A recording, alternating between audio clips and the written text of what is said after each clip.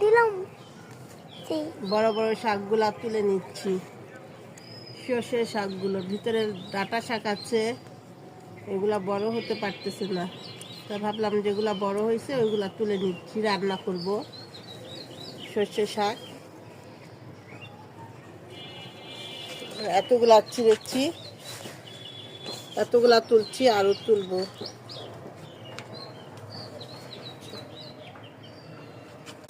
ওকে,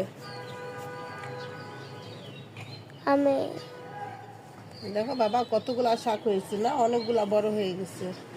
এগুলা না তুললে তো সমস্যা হয়ে যাবে আমাদের, তো ছোটগুলা বড় হতে পারবে না। ডাঁটা শাকগুলা দেখো কি সুন্দর বড় হয়ে যাচ্ছে, উঠতে পারতেছে না নিচ থেকে বড়গুলার চাপে। এগুলা খুব সুন্দর করে চিংড়ি মাছ দিয়ে রান্না করে খাবো কালকে, ঠিক আছে হাব্বু?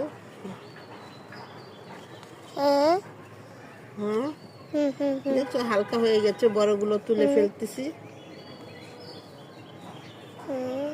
কি ঘন হয়েছে না শাকগুলা? আমি তো তাই তো দেখতেছি। বাবা,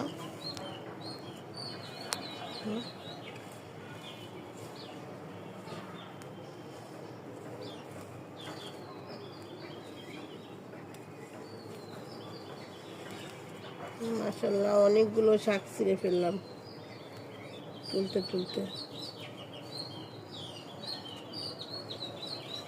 এখানে এতগুলা সর্ষে শাক আমি তুলছি, এখান থেকে আরো কতগুলো আছে ওইগুলাও তুলবো। ওগুলো আজকে তুলবো না, কালকে তুলবো।